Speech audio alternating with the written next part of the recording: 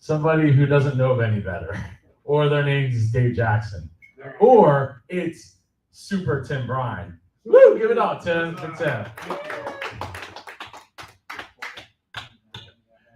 Good deal. Thank you, sir. You are so welcome. It's an honor. Oh, no, it's an honor to be here with you. No. All right. Nope. Can I grab the clicker from you? Oh yeah, the clicker. I gotta open up the thing. Oh, yeah. Here's the clicker. Okay, sweet. And I got my bell now. So. Oh, yeah. Woo. I was gonna say it's been in the back the whole time. Wait, what? It's been on the desk the whole time in the back. No, it wasn't. Melissa brought it. Oh, okay, maybe not then. I promise I sent it to you 5 times. No, I got it. Okay, cool. You're Beans, good. cool. It's beans. out. You're out. All right, thank you. So I'm going to do my best Pinky and the Wiz voice here, but only Dave can do it correctly. So we're going to talk about podcasting for the man, which is what I do. So again, my name is Timothy Bryan, otherwise known as Timothy Chemo Bryan, otherwise known as I do 9 podcasts. So basically what we're going to be doing here is we're going to talk a little bit about my backstory because it's kind of vital to understand what we're going to be doing here. We're going to be talking about the current state of podcasting for the man. And what do I mean by the man? I mean the federal government, of course. So please pay your taxes because I have twins and they need to go to college.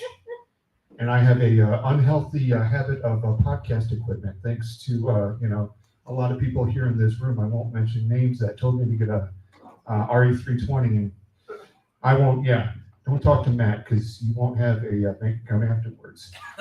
We're going to learn a foreign language. Oh yes. Oh cool. You got the buzzer. Perfect. So I'm going to teach you a foreign language. It's called federalese. Then we're going to talk about, we're going to find out who the gatekeepers are and how do you get around them, because I'm all about getting around stuff. I'm an Air Force guy. I used to work for the Army. I know gatekeepers and I know how to have fun and get around the gatekeepers. And then my last thing is, and my favorite thing is, with them. What's in it for me? So this guy here, you will know. Nice. This one was from some podcast festival, and this guy was asleep for it. But I'm glad he's not asleep for it this time because he's definitely awake. But hey, Dave, this might be good for your show. So this is because of my podcast story. So podcasting for the federal government. We've all heard that with podcasting it takes its overnight success in about 3 years, right? Federal government now. Federal government says hold my beer. 11 years. I've been working at this for about 11 years now. And for most of it, I didn't know what I was working towards. But I'm here today to say, hey, I've got 6 podcasts for the federal government. They're paying me very well. I'm very happy with that. But how did I start off? Well, I started back in 2006 doing podcasts poorly. Thank God I lost the hard drive on that one because you can't hear them. You can't. Kyle Bondo keeps on saying, dude, no, I can get it for you. No, don't touch my hard drive. Leave me alone. We don't want that stuff coming out. But in 2016, I started doing podcasts for real. And then I came and met, this fine young gentleman right over here and really got serious about it. Thank you. Yes. Next time I'm bringing them at home. So I started getting really hardcore into podcasting about 2016. And I was working for the Army at the time. Remember, I'm Air Force working for the Army. It was a whole Good Morning Vietnam thing. Okay, it really was. That really happened to me. And my commanding officer. Well, let me tell you what I did in the Army. We were there to help soldiers that were wounded, ill, or injured, either go back to their unit or go out into the civilian world. And what a fun thing that is for somebody that's been doing a job for 20 years. It's extremely scary. And I had on top of that, you go to a base where your family is not. So you have no support network and you're getting told, yeah, you did great for 20 years, get out, have fun with that. So I'm the guy that got to say, all right, now we're going to teach you how to get in the federal government. And over 5 years, I've got, proud to say, over 500 folks in the federal government that way. So I know a little bit about, federal resumes, although I'm not going to be, teaching you how to do that today. You can contact me later on. But what they wanted to do is they wanted to do another newsletter I don't know about you guys, but I'm subscribed to about 150 newsletters, and I read 3. Dave's is one of them. But the other 2 I won't mention. But they want to do a newsletter, and I was like, why don't we do a podcast? They're like, what's a podcast? I'm glad you asked. And I sold it to them, and I didn't speak their language. I didn't know what's in it for them. They didn't understand. I was a poor communicator of podcasting at that time. So they said, yeah, we're going to pass on that. But they knew me as the podcast guy in the Army. So that podcast didn't even get off the ground. It didn't even happen. However, because I said the word podcast so much, somebody else heard about it in the public affairs division for the Army, not for the little unit that I was with, for the big Army. And they have a podcast now called Soldier for Life. I helped do the technical direction with it. I explained to them what a podcast was. I told them go to Libsyn and get hooked up. So they're still with Libsyn as far as I know, and they're in their 13th season.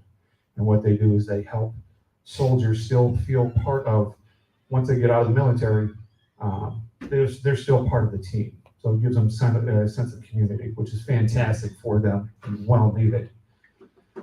But that happened in 2016, 2017.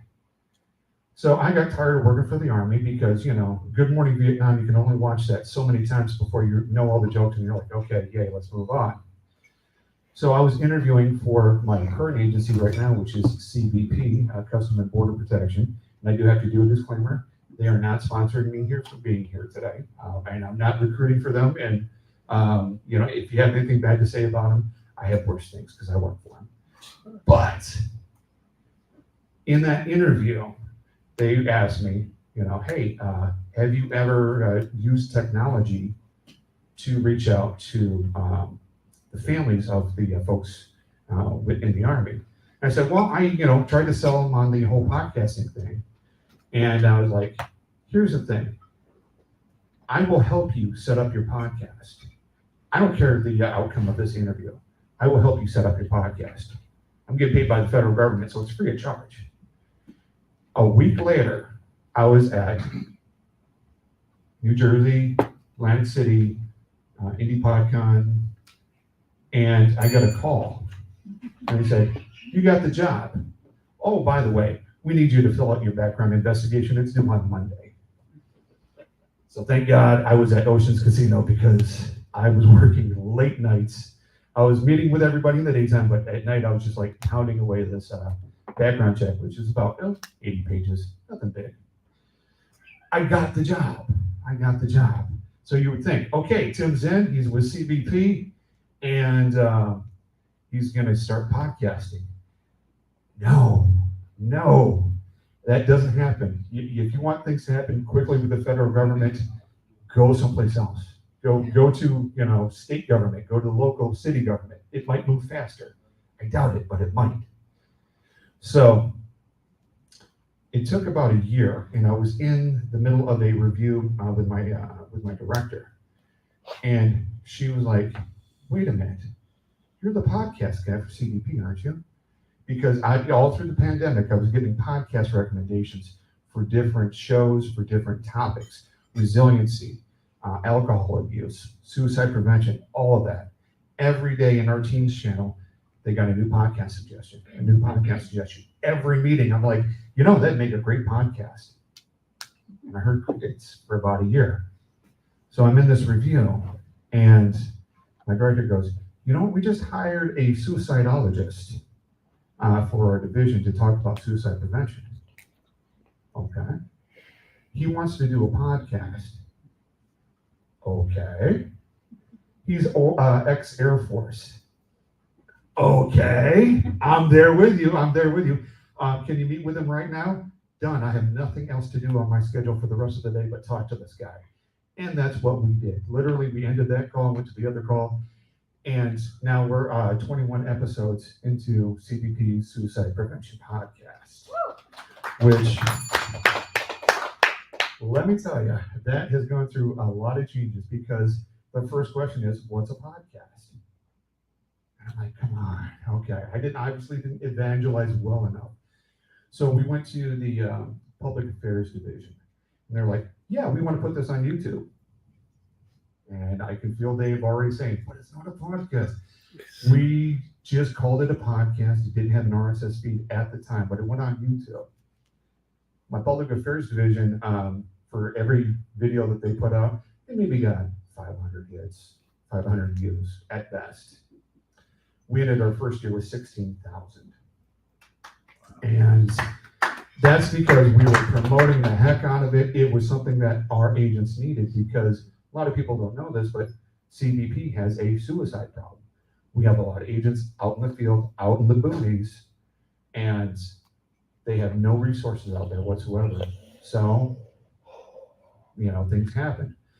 So we did that podcast, and it was part of our resilience division, and that one has gone fantastic. That one's gone gangbusters.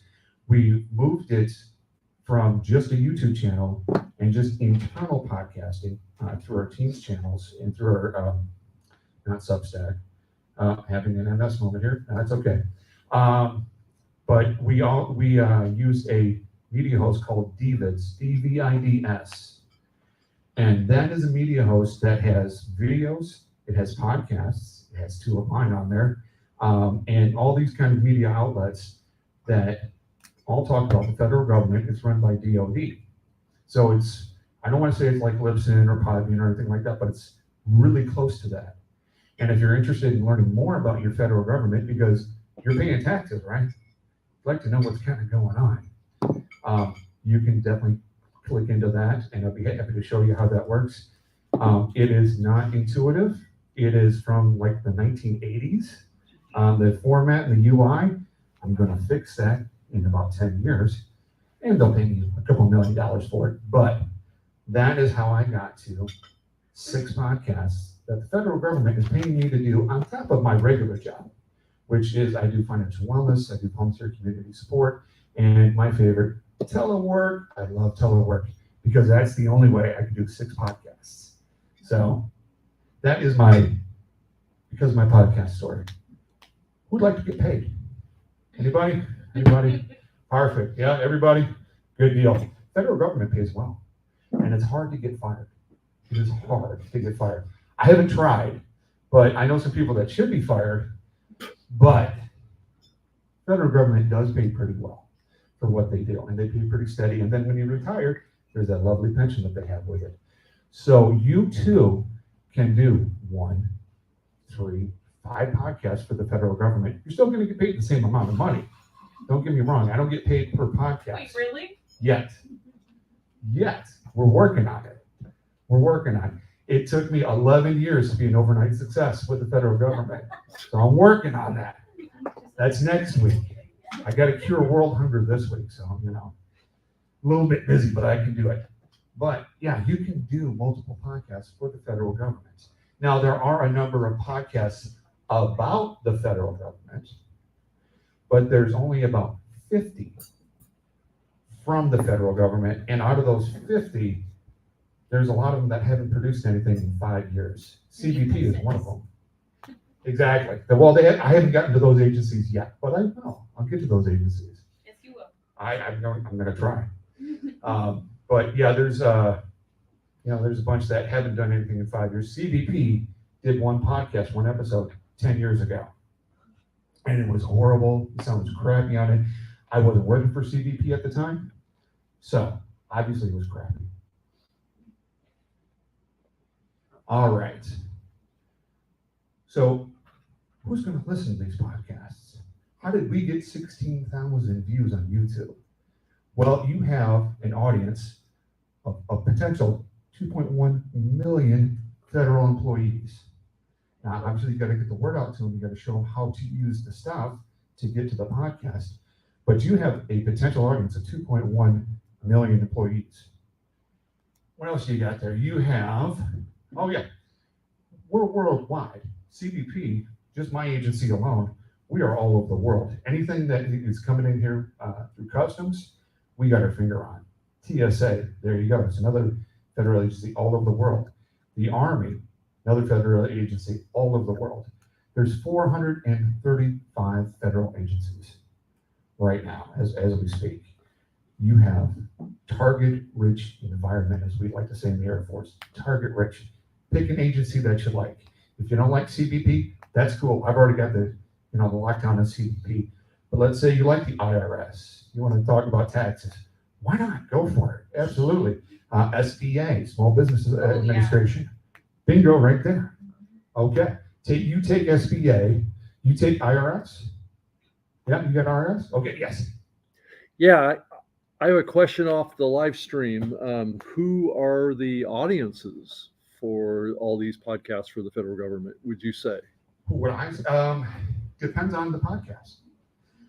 It really depends. So for our suicide prevention, that is for technically CBP employees, but we put it out externally to talk to people about the pressures and to remove the stigma of finding mental health resources, and for talking about the stigma of suicidal thoughts and what you can do to help yourself out with that. So for that podcast, that's what the audience is.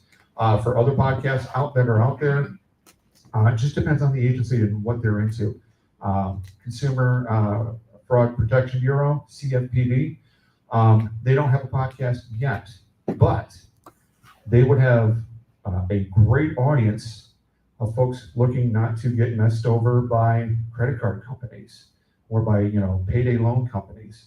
I'm working on them next. They're my next agency to knock out. So don't take that one from me, because I really want that agency too.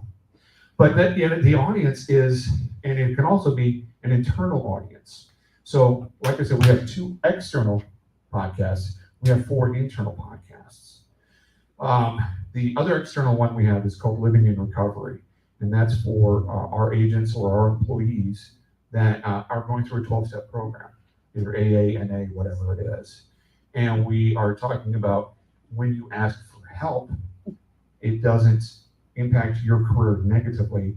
We want you to get better because, quite honestly, it costs a lot of money to bring somebody into the federal government with all the background checks and all that kind of stuff. And to kick somebody out of the federal government, you got to do a lot to get kicked out of the federal government.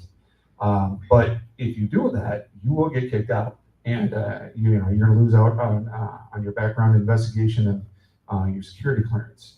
So we're trying to keep people from doing that, from sabotaging their careers. The other 4 that we have in there, and I'll get the next question, I promise, is we have recovery conversations where we actually have, it's not host-led, it's employee-led, where they talk about their experiences in recovery and how their supervisors helped them through it. We have another one with our EAP, our Employee Assistance Program, talking about all their services. We have another one, oh gosh, I knew I was going to forget all of them. That's the problem when you do 9 podcasts, you forget which one goes to which one. Dave can tell you all about that. But yeah, we have 4 internal that deal with different aspects of it. We don't have one for financial wellness because I'm too busy to do another podcast. I need to have another one of me.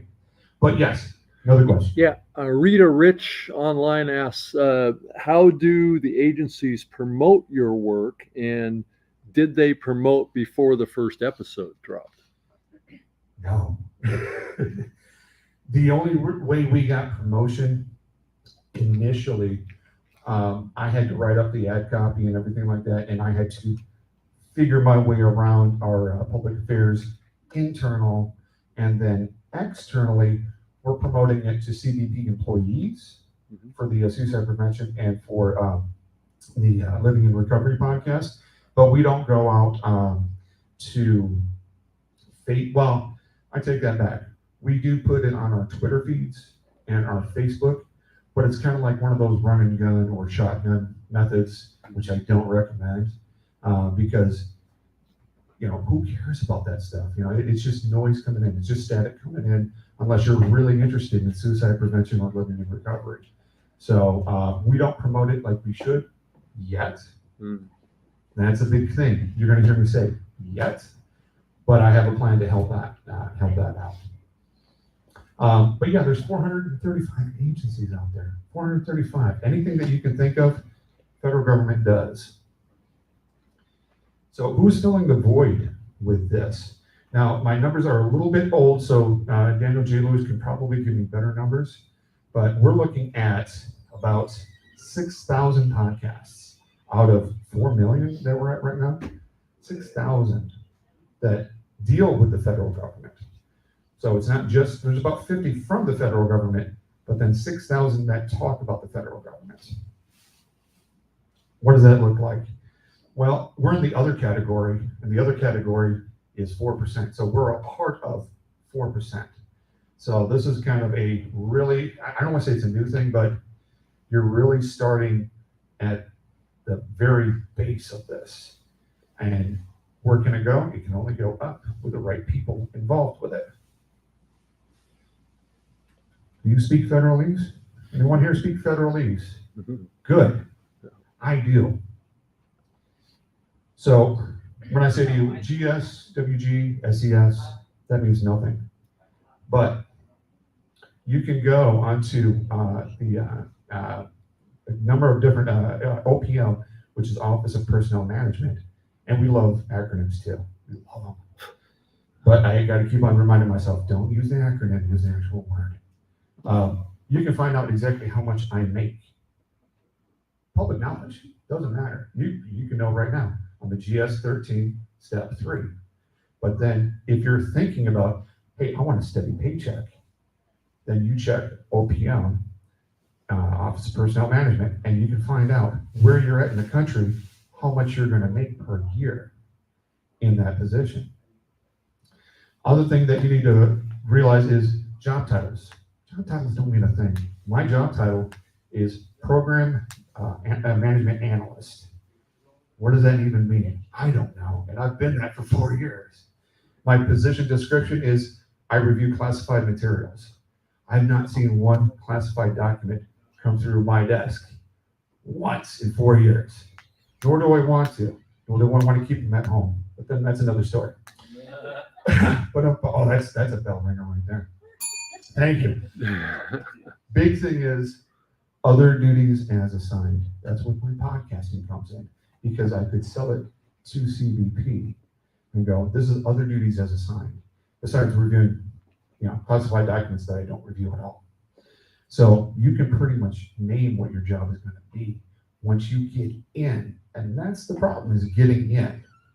But if you can speak federalese, if you know what a GS is, general schedule, that's a pay band, that's how much you're going to get paid. WG, GSs are, I don't want to say we're white collar, but we're whitish blue collar guys.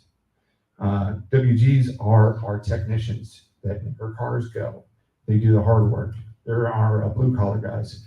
Our SESs, which I never want to be an SES, that's a senior executive service. They top out at about $140,000 a year. And that's it. That's what they're going to get.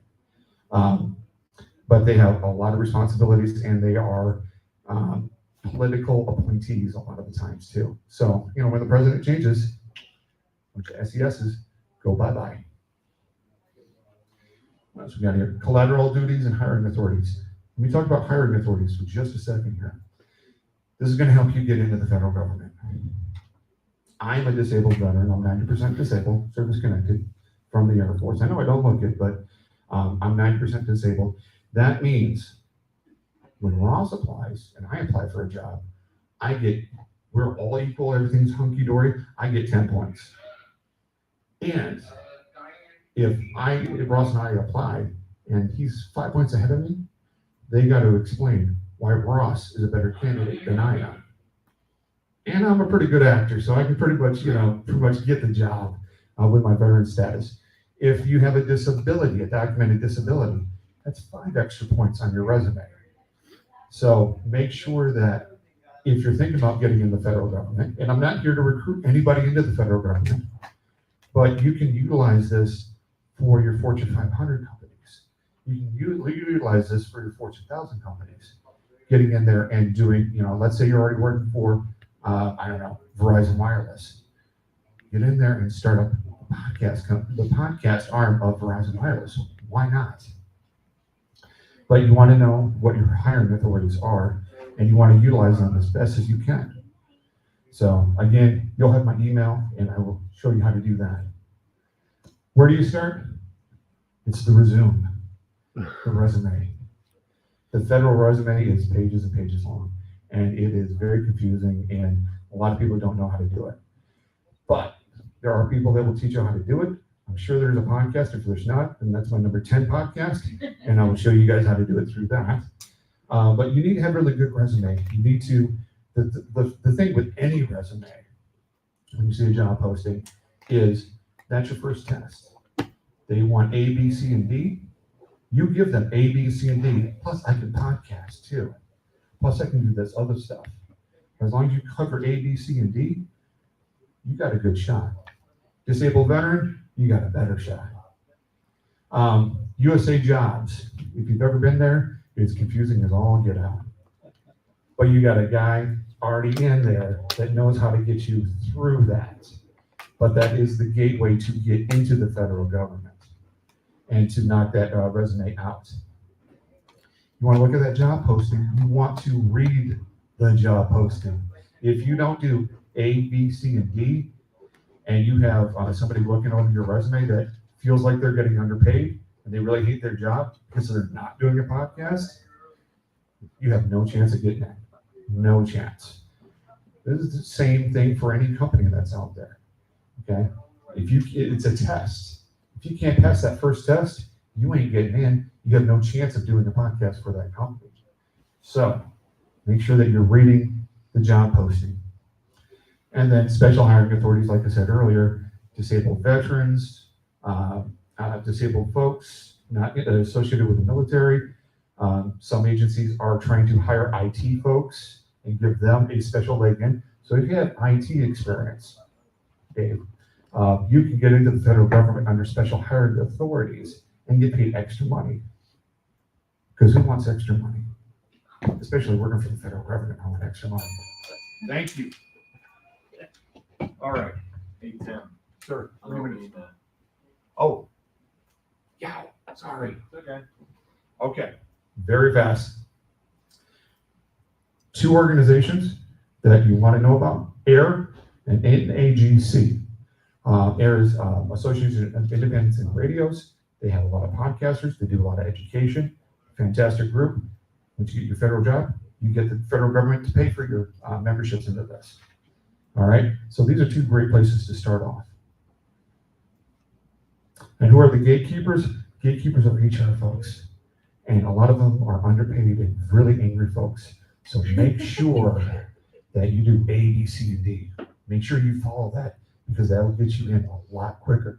The other thing is public affairs. My first thing with the public affairs division, what's a podcast?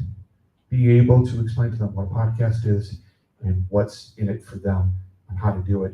Make sure all your technical background is really good and your processes are really good, really sharp. And how to sell yourself? What's our pain points in the federal government? Resiliency, suicide prevention, addictions, all that stuff are great topics for federal podcasts. That's what they want. It's hard to get people in, so that's what they want to have you do, is do all those kind of topics. So if that rings any kind of things with you, fantastic, knock it out. How long is the process going to take? A long time, just to get in the federal government and then be 11-year success like I was. It'll take you, depending on your clearance level, 6 months to a year just to get in the door. And then you got to convince them once you get in the door that this is one thing that they want to do. Skills, make sure that you have all your skills listed there. What's in it for me? Who likes a stable paycheck every week or every 2 weeks? I do. Getting paid, being able to be creative, because I'm a creative kind of guy, and then you get to educate others. And my time is expired like 3 minutes ago, so I'm going to give it on to the next one. Thank you so very much. Thank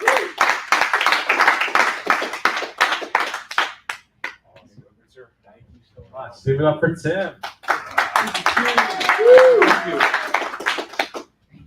You know, I think I was supposed to switch this back to this is, I think it's in 4.3 right now. Maybe. Oh, it's back in auto. Okay, that's good. Wasn't sure. Anyway, well, let's not give it up for Super Tim. Woo! All right. So, I even took notes. you took, but while you were up here, I didn't see Not that. that good. I. All right. Oh, so real quick, who wants to do something after we get done here? All right, so I'm going to book a Topgolf. We can take up to 12 people because we get 2 days. It's like 6 and 6. So can I get like a real head count, and I will book it. So 1, 2. How are you gonna get there? My dad. Does he know that?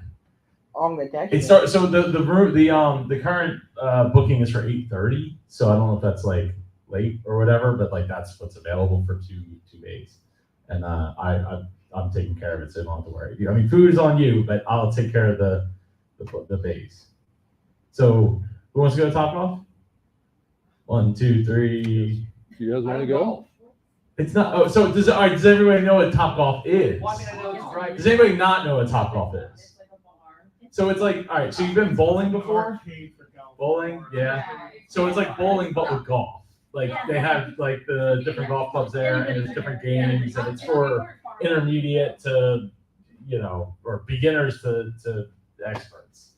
It's a lot of fun. It's more fun than bowling because you're not like in a dark room. That smells. It's open air. It's open air conditioned. We get the air conditioning outside and all that.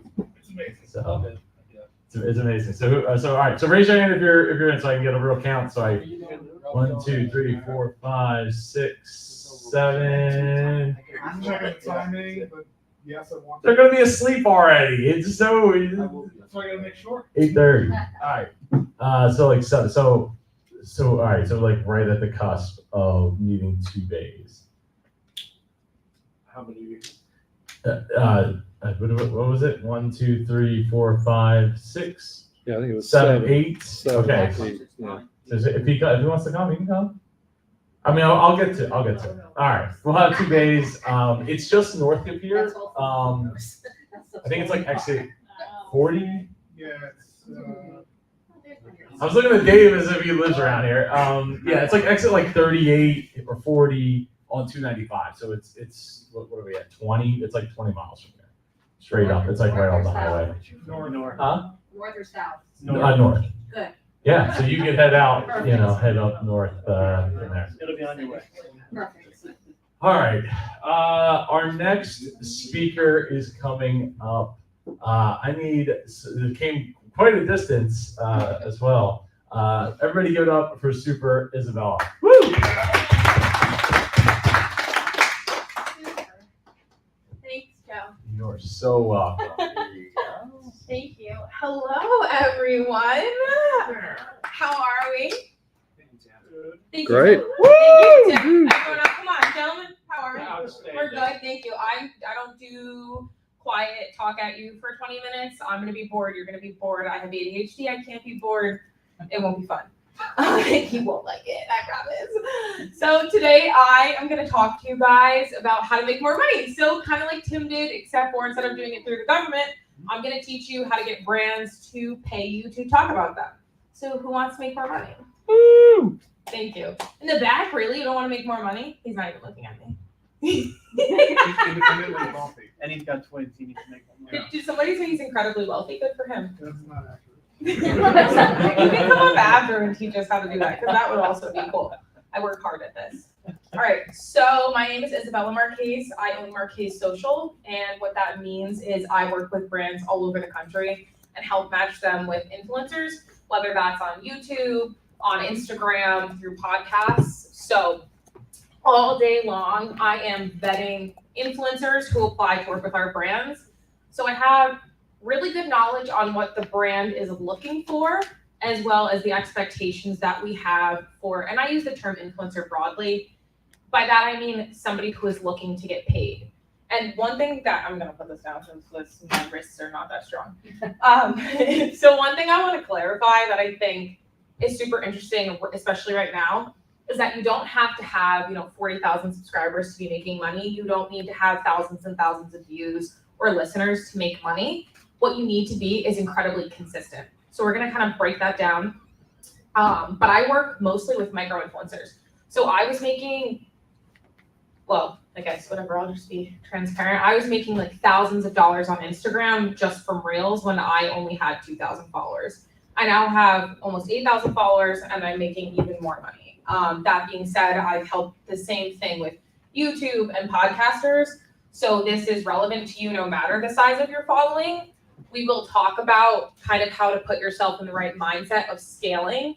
So, whether you have 2,000, subscribers, what that might look like for you. If you have even just 40 and you're like, okay, maybe I'm not ready yet, but I want to understand how to monetize and get myself ready to do so. Sound good to everybody? Okay, great. If at any point you have questions or you want me to answer something specific to you, let me know. I'm pretty quick on my feet and we might be able to kind of just like workshop it together. I want you to get a game plan out of this and not leave being like, well, that's great. That was just information. What am I going to do with it? Okay, so I think the mindset that I like to have with all of this is really like, I work with brands, but I've also, before that, I coached different people, like the influencers, like I said, who want to make money. And so they would come to me. And the thing that I noticed often was a lack of mindset, not a lack of capability. So a lot of times people will say things like, yeah, but I only have this many followers, or yeah, but I talk about this really specific topic, or how can I work with, this clothing brand when what I'm talking about is, Jesus, or what I'm talking about is church, what I'm talking about is like rock stars. It's really, really just about believing that what you're putting out there has value, which inherently is true, right? Because people are listening to it. They're involved. You're building a community. You're forming this group of people who are coming to you for information on whatever it is that you're talking about, which means that they're also going to come to you for your recommendations on things. So that being said, here is the checklist that I love people to have in mind before you go out and pitch yourself. And yes, you're going to pitch yourself. That's what we're going to talk about today too, because so often it's, yeah, but nobody messages me. Yeah, but like when other brands reach out to me, well, congratulations, go get them. What would you do? Sit around if somebody didn't want to come on your podcast and you wanted to build a podcast? No, you would go get guests. So go get money. It's simple, really. Okay. So first things first, if you want to start making money, you have to be consistent. So consistent is kind of a subjective word, but it's consistent for you, right? So for me, at this point, I post 5 videos a week. Brands know that, my followers know that. They expect content from me Monday through Friday. For me, that's consistency. For you, that could just be Wednesday, Friday. That could be just Wednesdays, once a week, once a month, whatever it is. It just needs to be predictable. Brands want predictability. So when you're looking for sponsors, if it's inconsistent and you're doing twice one month, and then you skip a month, then you do 3 times the next month, unless that, go ahead. Do you have a hand up? I want you to finish your sentence. Okay. Unless that is somehow planned, that doesn't really work. Brands are going to be really, really hesitant to give you money if they can't look back at 3 months worth of consistency. So when you're saying posting, are there particular posting where? Are we talking about all social channels? It depends on where you deliver. So the reason I'm being broad is because I deliver on Instagram, but you could deliver on Apple Podcasts, you could deliver on YouTube, you could deliver on Facebook, TikTok. It really doesn't matter. Okay. And in fact, you really only need to deliver well on one of those, YouTube, to make money. My recommendation actually is to always master one and then maybe feed the others just a little bit. Like I do well on Instagram. Sometimes I repost my stuff on TikTok, but I'm not on there engaging and strategizing in the same ways. Then once you've kind of really built out one so it almost runs on its own, then you can really start investing in the other and go back to your same sponsors and say, hey, when we started together, I was just Instagram. Now I'm Instagram, YouTube, and Apple Podcasts, and my reach has gone up by this much. I would like you to triple what you're paying me, and it could happen. Is that good? That's excellent. Okay, great. Okay, so consistency, whatever that looks like for you with posting your content. Also, consistency in engagement, sort of when I asked earlier about the Shark Tank like episodes and like why Joe chooses to do those, the fact that he leans into that would help him with sponsorships and getting money because he sees those are consistently getting higher engagement, consistently performing better. That also plays into consistency. Now, if you have like 1 or 2 things that flop, it's not the end of the world. It's not going to keep you from getting money, but really playing to that as well. And also a brand can look at that and be like, okay, well, he talks about Shark Tank and business a lot. His brand is super consistent. He posts very consistently. If we give him this product, it's likely going to fit whatever he does for the next 3 months. We can predict that his brand will still align with our values. So that's on the brand side. On the use side though, also it's really important to keep in mind that like, yes, thousands of dollars from any company sounds fabulous, but it has to be in line with your company as well, right? Like you don't want to work with a brand who their values don't align with you. So for example, I had almost closed a deal with this leggings company that I was very excited about. And last minute, I was like, I should just do like a little more research. I looked into the CEO, found he had posted a couple of things that like really went against the things that I do. It would have been a great deal. My closet would have looked awesome. I decided it wasn't for me. You know, you can respectfully turn it down. And then 6 months later, I got a brand deal with Lululemon, which was way better than what I had wanted prior. And that's just to say that I also did that with 3,000 followers. So again, all of these big brands and money can come to you. You don't have to be, you know, I don't have 1 million followers. There are plenty of like women my age online with, you know, 35 times the following that I have. So the way that I kind of did this for myself was I kept running like notes in my phone where I would write down like the different brands that I was using every day, whether it was like what I'm drinking, eating, shopping, to kind of see what actually resonated with me. So that way I could use that as like my reflection point and be like, okay, you know, this brand reached out, like, does that really align with what I do every day? Have I ever even used it? Or, okay, these are the things I use every day. How can I get in contact with the right people? These are the brands I should be representing and sharing because they're actually authentic to who I am and what I'm trying to do. Are we all still with me? Any questions so far? Yeah. Have you ever changed brand where there's like one that you always used and there was another good one, and the one you used you couldn't break through, so you're like, let me try using this one because they're good enough and maybe... That's it. Yeah. Okay, I have a I kind of, and it's hard because I want to share, but I'm also now on YouTube, and so I'm trying like thinking about that. But the answer is sort of, right? Like there have been brands that I was like, this is the dream, but this is the like out of, you know, pretend, I don't know, out of every water bottle company in the world, like this is the water bottle that I want to use. But if something better comes along that's willing to pay me more, give me a longer contract for sponsorship, and I still believe in the product, I'll do it. It really has to still fit though. And I have done things, and I find too that like my things that do best, they're not always where I'm paid the most, they're where I feel the most authentic. And I believe my audience sees that. And it's also more authentic to my audience inherently, right? Because they follow me for a reason, then they're sharing that with their friends way more. Is that helpful? Yeah. Okay. Yeah. How do you disclose for the FTC? Because you have to disclose. You do. Yeah. So there's a couple different ways. It depends on what you're doing. I would say like one great thing to cover your bases, no matter your platform, is within your caption. You just have something that says like hashtag paid partnership with insert brand. That'll pretty much cover your butt all the time. That being said, I'm not a lawyer. So like, you know, if it's, especially if it's like a much larger deal, that's something you want to be super careful about, where like you're really getting heavily taxed on it. But yeah, always make sure at the very least you have something. Tag doesn't count because tag doesn't. But there's like a paid partnership. If you're talking about Instagram specifically, yes, you can do a paid partnership label. But I'm thinking like more podcasting and YouTube. Right. Like within the caption is always a really good place to put it. Sorry. No, don't be sorry. It's good. It's yeah. And when you're compensated from these people, is it, or companies, is it based off of like if somebody buys? No. Or just a general? Never. Okay. And why? Because there's two ways to play the game. That's an affiliate. Well, no, but a lot of people make a lot of money off of affiliate links. So it's totally valid and it's possible, but you have to ask yourself, what are you better at, right? So like when a brand pays me, they're paying me for X amount of content for X months on my feed. I always incentivize 6 and 12-month contracts. You're gonna meet a lot of people who go, yeah, just work one time with the brand. No, like you will work with me for at least 3 months because that's what's going to make my audience react. That's what's gonna look natural. And I'm not gonna spend my time learning your brand if you're not gonna stay with me, right? This is a partnership. So I also think brands take you more seriously that way because you're talking shop. Like, I know what I'm talking about. I think sometimes it's like, oh, look at the pretty blonde girl on the internet. Like, no, I know what I'm talking about. This is business. Like, I'm serious.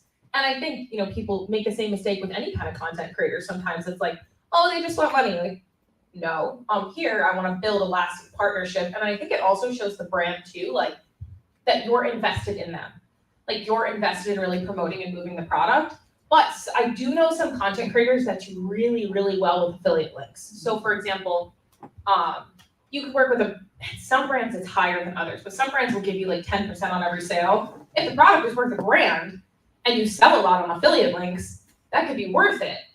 For me, I feel like people come to me for reach, like they want to know more or less. Like I do a lot of like, these are the local restaurants I go to. Like I did one for Glorianne for the tea shop, and people might go to the tea shop because they've seen it, but they're not directly like buying tea on my link.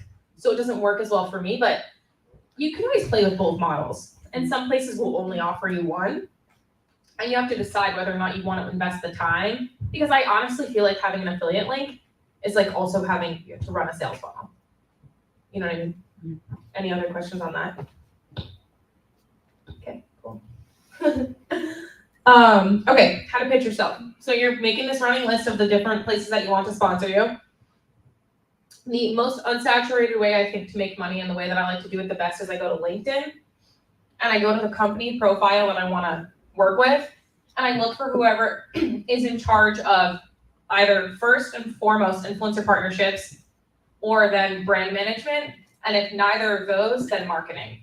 And I will send a direct message to the person, something along the lines of, hi, Alan, my name is, or I don't actually start with my name. I always say like, I've been drinking Stewart's coffee since I was 16 and enjoying their ice cream since I was 4. It's the backbone of who I am and how I exist in upstate New York. It's an ice cream shop in upstate if you're, I don't know, I guess it's not as relevant to you guys, but just pretend that you know what I'm talking about. I have a strongly engaged following of describe the people who listen to you. History buffs, like podcasters, whatever it is, the way that you can, an accurate way to describe your audience that also connects to the brand. So I would say like, I have a strong following of upstaters with a wicked sweet tooth, right? This is an ice cream shop. I would love to share your ice cream as my top recommendation for ice cream in upstate New York. Insert one idea about how you would incorporate them into your podcast, into your videos, and then say, but I would love to learn more about your marketing goals so I can deliver for you. And that's the key. A lot of people don't ask the right questions. They just come, kind of like you were saying before when you were like, oh, can you just give me this artist? No, I'm not just going to give you this artist. No, I'm not going to just give you this sponsorship. But we're creating something together. We're building a relationship. So I thought about it enough that I have an idea, but I'm also open to what you have to say. Yeah, so I do that on LinkedIn. That's my favorite way. Email's another good way. It can be harder to find like the direct email of the person. On LinkedIn, you're getting into their inbox, which is really great. And Instagram. I used to recommend that if you were looking for sponsorships on Instagram or LinkedIn, you had to engage like liking their photos, commenting on their photos, all that stuff before you message. I find that statistically there's no difference. You should just do the outreach and then follow up. Sort of kind of everybody's mentioned this a little bit, but I like to follow up about 3 times before I kind of just give it some space because again, you don't want to be a stalker, like you can kind of lay off, but sometimes people will come back or, maybe it's not the right season. Maybe I'm reaching out to ice cream in February, right? You got to be smart about when you're doing it. And they might come back and say, hey, we're not looking for this. Great. A no is not a no. A no is, I like to ask why, right? I mean, in this scenario, at least just, so if somebody says like, we're all set on this right now. I say, great. Is there a better time of year for me to come back and ask this again? Like, can I ask why you think this isn't a great fit for a partnership? Is there something I can do to help us collaborate better? And anytime you can turn this into a phone call, that's always the move, because it's so hard to read cadence. It's so hard to, you can never totally, and you guys are podcasters, you can explain yourself so much better over a call. You can create connection over a call. And you can also set up, even if it still isn't the right time, that relationship where then you can go back in 3 months or 6 months, pick up the conversation and say, great, how can we work together now? And a lot of people won't follow up if they say, hey, reach back out in 3 months. So if you do, again, I think it shows that you mean business. Let's see. Honestly, yeah, I think those are really my key tips, and I'll just go back on the LinkedIn thing one more time. I've reached out to a lot of people on LinkedIn who are like, creators never come this way. They normally just give me like a copy and paste message. So I think, again, really personalizing that beginning part of why you want the sponsorship to how the brand relates to you in your life is, and even if it doesn't, get creative. How does it relate to your audience? Why is it relevant? Why is this mic the mic that should be sponsoring your podcast, that you can say, podcast presented by blah, blah, blah microphone? Why? Because your audience is podcasters, and if they hear that, they're likely going to just go buy that mic. Anything that you're using to set up your podcast, you should probably be getting paid by that brand. What you're wearing, if your podcast is on YouTube, they should probably be paying you. From your glasses to your shoes, to your rings, to your necklace, your earrings, your shirts, your undershirts, your bra, like whatever the hell it is, depending on what it is that you're talking about, you should try to get a sponsorship. You're giving them free advertisement, right? So you can also say, hey, I've worn, this hat in 900 out of my 970 podcasts, and it's reached over X million people. It's time we work together. So you have like things to bring to them too, right? You're not just walking in blindly. You've already given the gift of free advertisement. It's time to get paid. And on that note, that's kind of it for me. So does anybody have any other questions? Yeah. Can you give me an example of what would be like a good content for a podcast? Because I've watched a lot of Instagram Reels, but it's usually just for like nothing related to podcasts. I don't know what would be a good example of content. Like, are you talking about what would be a good like brand to work on, like to sponsor your podcast? Well, not necessarily that. Just like what would the content itself just kind of look like? To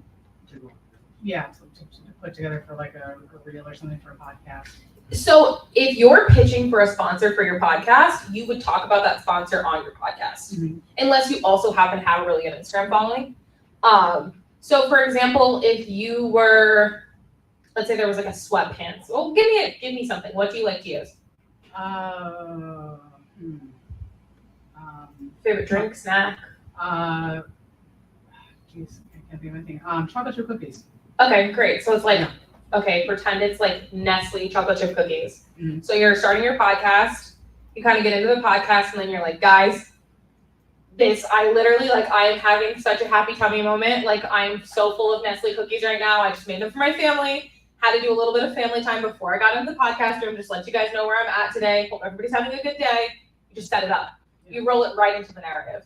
And it's a way to present the brand, present that you use it, but make it sound more natural. And brands are gonna like, every brand I work with, when they say these were the best, influencers we worked with this month, Gloria's out of your head, it's always the ones who roll the content in naturally, and not the person who goes, you have to buy Nestle because Nestle is really delicious, and it's in my fridge, and I work with them, so you should buy it. It's not wrong, but it's not nearly as good. Yeah. Is there any reason why you would encourage someone just starting out who doesn't have a following to not go affiliate route before being paid up front? Yeah, I mean, I understand and I see both sides of the conversation as far as affiliate versus getting paid up front. The argument for the influencer would be, anytime you're talking about a brand, you're advertising that brand, period. ROI, return on investment for marketing, is incredibly hard to prove no matter who's doing it. And the problem with affiliate links is I could post me and my Lululemons, and you might go buy it because you saw me post it, but you really might not use my affiliate link. Typically, it takes 7 tries, like 7 viewings of something for you to go out and do it or buy it. So I normally, as the influencer, I'm going to get the short end of the stick, unless I'm saying, here's 90% off Lululemon, use my code, something so big that you're gonna remember it and use it. Right, but you already have this established audience. If someone's just starting. I didn't when I was doing this. I started getting paid with, I wanna say, I think 2,000 followers, which is it's not big at all on Instagram. And it's the same thing with like different podcasters or TikTokers that I worked with. But you also know your audience. Like if your audience is super prone to clicking on the links in your description, if they're if you have mega super fans who are gonna go do that for you, then the affiliate link could be a great way to make money. But also some of it's just basic math. How much do I need to make in order to make money off the affiliate link versus like what would they pay me if it was just an advertisement? You can always do both too sometimes. So do you ever think about conflict of endorsements as far as where you're putting your time and your effort and focus and things like that? And is there any concern about product endorse overlap or conflict? Yeah, absolutely. So 2 separate questions. First Right. question, you need to be careful that you're not oversaturating your feed or your podcast or your YouTube channel with paid stuff, right? Because eventually people are going to be like, is anything on here genuine? Mm-hmm. So the way I like to think about it is everything I talk about should be my curated list of my favorite things that my audience would love, and some of them just happen to be paid. But as long as everything still fits the brand very clearly and aligns well, I think the issue comes when it's like, let's say like, I don't know, if you have your podcast about, you were saying like talking about pop culture like retroactively, and then all of a sudden you're like, you need this dental floss. Like people might kind of be like, you literally never talk about self-care, like pretend, why are you talking about like your ablutions that you do before you go to bed, like your nighttime activities, why are you doing this? So I think that's sometimes where the issues run in. I tell people for social media, like in an ideal world, you would post like 1 out of every 10 things would be paid. Mm-hmm. That's a high ask, but I believe in setting a high bar. And if you miss it, you're still doing well. For podcasting, I think the way I view it a little bit is, again, it depends on the person, because some people can just kind of sell and it rolls in. Like, I do think there's a lot of things you can talk about in pop culture that you could sell more easily, because you could be like, oh my God, I remember these jeans when they were popular. Did you know you can buy them at ASOS now? You could possibly roll that in better. So it also depends on the length of the podcast. If I've listened to podcasts before that are 20 minutes long, and there's a 5-minute ad. Like, why is there a 5-minute ad in a 20-minute podcast? Right. It doesn't make any sense. I do know too, for most podcasters, that a lot of the way brands pay you is per thousand. Yeah. So I think that's the way that most podcasters get paid. I also think that some podcasters a lot of them are switching to video and cutting them into short videos to go make a better revenue off Instagram and TikTok, especially if you have that good following and you're already producing video, which I know is a pain in the butt. Like it's a lot to do a lot of platforms, but there is money in it if you're willing to go be a shark and get the money. If you're gonna sit around and hope that deals come, then you probably won't. Other questions? Oh, did I do both sides of that? No. Yeah, I think Yeah? you did. Okay, cool. Oh, okay, perfect. Thanks, guys. Thank you. Your story about like brands and dealing, it reminded me of a YouTuber. Well, first off, give it up for Isabella. And before I forget, I did get the base secured. It's for $845 up there. But it reminded me of this guy Rafferty. He has like a family blog, where they had like a family blog for like a long time. But now he produces other content and consulting and stuff like that. But he did a brand deal with Mattel, and Mattel kept asking for like cutbacks and cutbacks and cutbacks and cutbacks in it, and then the ultimate ended up being this.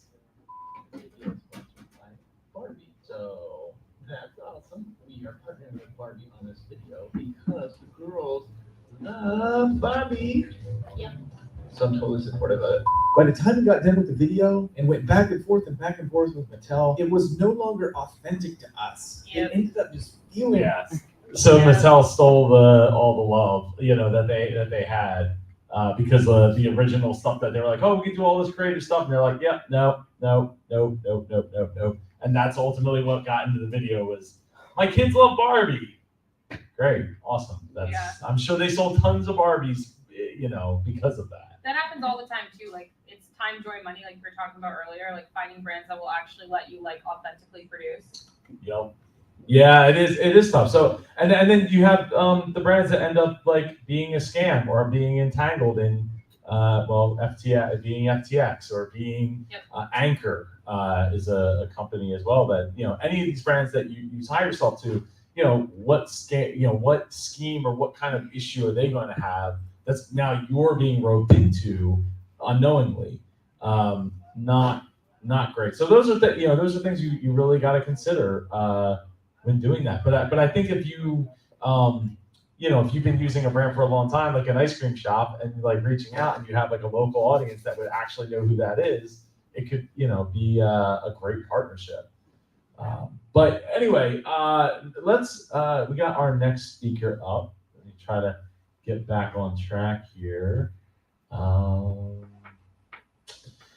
right, so at this time I would like to invite Super Bob Thibodeau to the stage. Give it up for Bob.